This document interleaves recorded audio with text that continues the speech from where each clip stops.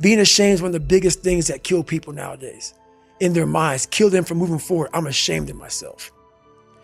Don't ever be ashamed of anything you've done in your life. Face it, fix it, make it better. We are humans. But then again, if you always think that we're humans, you will always just be a human and always make the same fucking mistakes.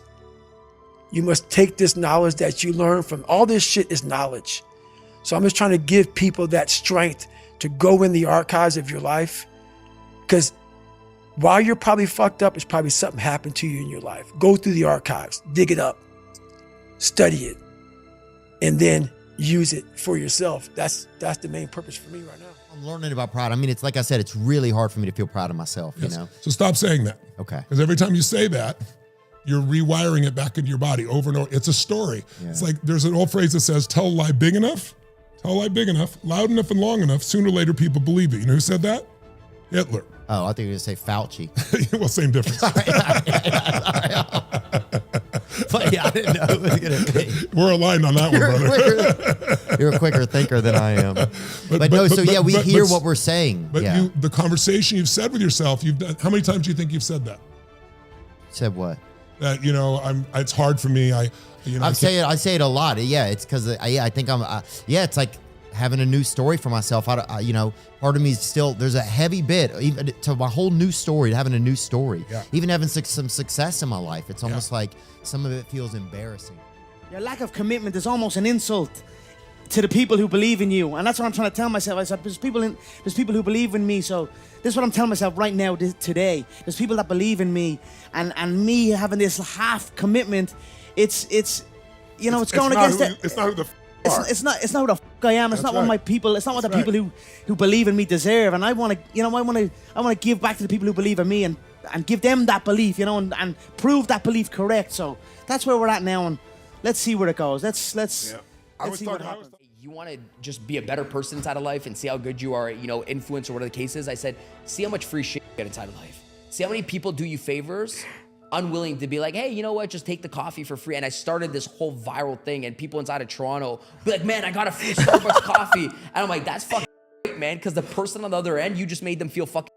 It's not more about the $2.50 coffee. I'm like, if you want to see how good you are at sales, influence, being kind to people, because that's all influence is. Caring about people more than other people care about them. Caring about people more than people care about themselves. Yeah. Committing to people more than they can commit to themselves. That's all it is. And I said, you want to rate your success inside of sales? This was the fucking I remember, dude. I remember when I was here, I was like in my Lamborghini getting coffees every single day in Toronto. I'd be like, boom, another free coffee. And it'd be a different Starbucks. And I'd be high energy inside of the morning, talking to the girl or the guy over the speakerphone, going in there, being like, hey, by the way, you guys freaking rocks, giving them daps or whatever the case is. And I said, in reciprocation, your job inside of life is just to be good inside of life to everybody. And in reciprocation, maybe one day somehow somebody, just gives it back to you. I'm like, don't ask for withdrawals inside of life if you haven't given your deposits. Ooh. And everybody just wants their deposits. Everybody's just like, well, why aren't people pouring back into me? I'm like, well, how have you put the universe under a sense of obligation where it just feels like it owes you something? Wow. Wow. How have you done that? Like, you're asking for you're asking for this, you're asking for that, but how have you poured into it? It's that everybody just wants to fucking take. And I see this happen everywhere, dude. That's my mentality everywhere. I'm like, well, my social media isn't blowing up. I'm like, because you're not fucking social. And they're like, well, what do you mean? I'm like, social media. You created the fucking media, but you're not social. I'm like, so you made a video and you want 1 million people to share your video? I'm like, let me ask you a question. How many times have you shared other people's videos to other people? Yeah, that's a big one. I'm like, you haven't shared other shit. I'm like, oh, you want a lot of referrals inside of business. Well, how many referrals have you given over the last 30 days about other restaurants that were just fucking great? You just ate at a restaurant that served amazing chicken and the best fucking Italian food. And then you went home and you went to bed like a jackass. When you could have said, hey, by the way, you know what? Let me go refer 7 friends to that restaurant, because maybe those business owners need it. And then you get into business, you're like, where are my referrals? Dude, you didn't refer to nobody else. Wow. I'm like, sales is just like the law of reciprocation. Wow. You got to give before you get inside of sales. That's the way I see it. And accomplish a bunch of things that that look like success in order to give up my attachment to those things. It's been part of the evolution of ego is to spend your first half of your life acquiring and adding, thinking you can add to yourself, and and it looks great. I mean, it looks great when you got a cool car and you got nice clothes and and you're and you've done something that people admire, but it can never fulfill you. You can never be happy. You know what I mean? It's not where happiness comes from. And I dealt with depression, a few years ago, and people still think, well, he's going through. You can tell he's depressed, and it's not. I have no depression in my life whatsoever. Literally none. I have sadness and joy and elation and satisfaction and gratitude beyond belief, but all of it is weather, and it just spins around the planet. It's not. It doesn't sit on me long enough to. Any young person, even before they start their career, is to really think about their choices, because I find young people, and I when I was young, I made this mistake too. You can get very fixed on your gifts. So everybody has gifts. You have gifts and you have things that you didn't get gifted. Maybe you're extremely beautiful. Maybe you're extremely good at mathematics. There are a lot of things that you can be given. But those things can confuse you because they're not the things that construct your life. It's your choices that construct your life, not your gifts. You can celebrate your gifts. Be proud of them. Be happy of them. Actually, don't be proud of them.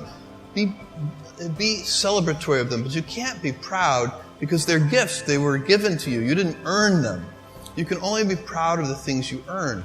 And so, as I got older, I started to realize I wasn't proud of my gifts. I was always good at school. School was always easy for me. And I was always proud that I was a great student. I got A's in all my classes. I was good at math, all of that. And I thought that's who I was. But it's not true. Those are the things that are gifts. What was hard for me is deciding to work hard, deciding to use my gifts in certain ways, to challenge myself, to do things that I didn't think I could do, to put myself in uncomfortable situations. I would say to a young person, you can choose a life of ease and comfort, or you can choose a life of service and adventure. Which one of those, when you're 90 years old, are you going to be more proud of? And what you're interested in. So people may be good at something, or they may have skill at a particular thing, but they don't like doing it. Mm-hmm. So you want to try to find a thing where that's a good combination of the things that you're inherently good at, but you also like doing. And reading is a super fast shortcut to figure out where are you. You're both good at it, you like doing it, and it will actually have positive impact. Well, you got to learn about things somehow. So reading a broad range, just really read it. At one point when I was a kid, I read through the encyclopedia. So that was pretty helpful. And there are also things I didn't even know existed. Well, lots, obviously. And it's like as broad as it gets. Encyclopedias were digestible, I think, 40 years ago. Maybe read through the condensed version of the Encyclopedia Britannica. I'd recommend that. You can always skip subjects where you read a few paragraphs and you know you're not interested, just jump to the next one. So read the encyclopedia or skim through it. Well, life advice is, the most important thing, aside from the things I've talked about already, is really who you associate with. You want to associate with people that are better than you are. I mean, basically, you'll go in the direction of the people that you associate with, and you want to have the right heroes. You want people, if you want to emulate somebody, you better pick very carefully who you want to emulate. And when, obviously, you can't pick your parents. They're going to have an enormous influence on you, but you don't get a choice on that. But you get choices as you go down the line, and who you admire, who you want to copy, and the most important for most people in terms of that decision is their spouse. It's also important in terms of a partner in business, but the partner in life is the most important one. You want to pick a spouse that's little bit better than you are. And then he or she, and you hope they don't figure it out too fast. Great. Biggest mistakes people make when investing? Well, they try to, they just don't realize that all you have to do is just buy a cross-section of America and then never listen to people like me or read the papers or do anything subsequently. They think that because you can trade, you should trade. You buy a farm, you buy an apartment house, you can't resell it tomorrow. And the cost of moving around. Now you get something handed to you, liquidity, which is instant. You can sell, and the cost of doing it are pennies, compared to other kinds of investment activity. So because they can so easily move around, they do move around, and moving around is not smarter than investing.